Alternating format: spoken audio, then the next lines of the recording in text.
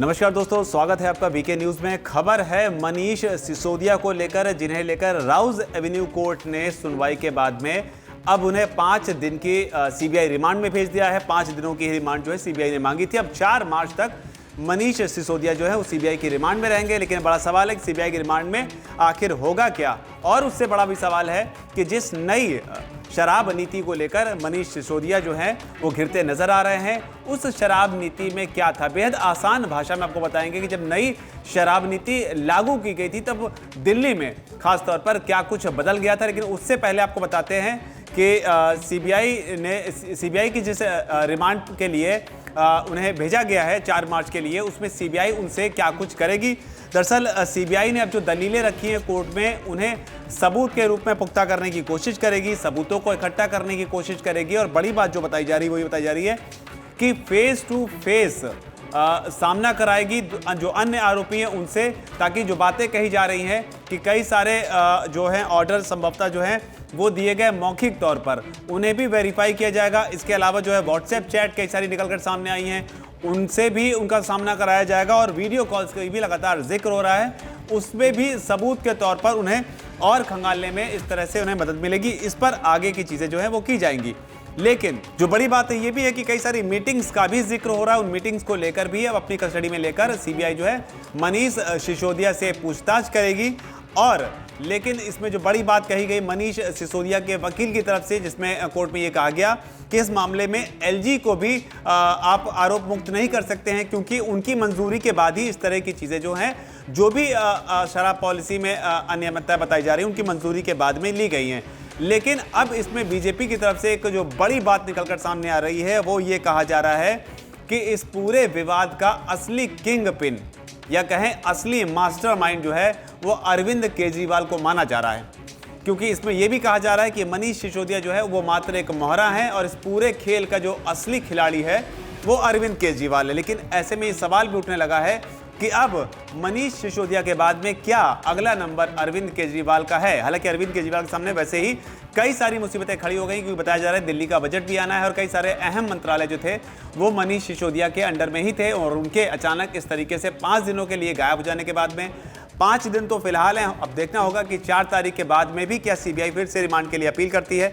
लेकिन अब हम आपको बताते हैं उस आबकारी नीति के बारे में, और दिल्ली में खासतौर पर शराब बिक्री के मामले में क्या कुछ बदल गया था वो आपको बताते हैं। नई शराब पॉलिसी में क्या था, हल्के नोट पर अगर आपको बताएं कि जो लोग दिल्ली में रहते हैं उनको पता है, और जो दिल्ली के बाहर रहते हैं उनको शायद इस बात का अंदाज़ा नहीं होगा कि दिल्ली में जब आप आम नागरिक के तौर पर दिल्ली में अपने काम के लिए इधर उधर मूव करते हैं तो जो एक बड़ी चीज़ मोटे तौर पर देखने को मिली थी वो ये देखने को मिली थी, जो मैं अपने अनुभव के हिसाब से आपको बता रहा हूँ, क्योंकि मैं दिल्ली में रहता हूँ, उस लिहाज से कि दिल्ली में जो शराब के ठेके हुआ करते थे, खासतौर पर जो प्राइवेट ठेके थे, उन पर जो शराब खरीदने वालों की जो भीड़ थी वो बहुत ज़्यादा अचानक से बढ़ गई थी। इसके पीछे की वजह बताई गई कि एक के साथ एक शराब जो है या एक शराब की बोतलें जो है वो फ्री मिल रही हैं। यानी कि आप फ्री में अगर शराब बांट रहे हैं तो किस तरह के समाज का निर्माण आप करने के लिए प्रयासरत हैं।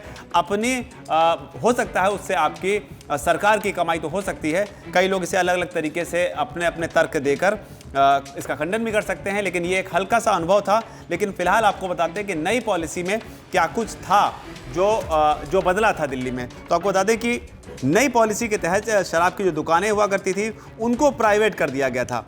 पहले बताया जा रहा है कि 60% दुकानें सरकारी थी, जबकि 40% दुकानें थी वो प्राइवेट थी। लेकिन जब नई पॉलिसी लागू हुई तो 100% दुकानों को प्राइवेट कर दिया गया।